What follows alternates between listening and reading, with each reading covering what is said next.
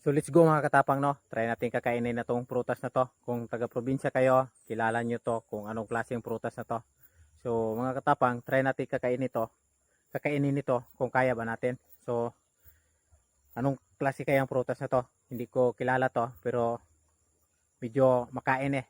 Sa tingin ko lang makain siya. So try natin mga katapang. So let's go.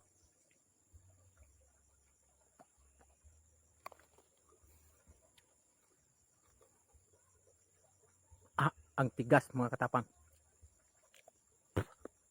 Medyo mapait.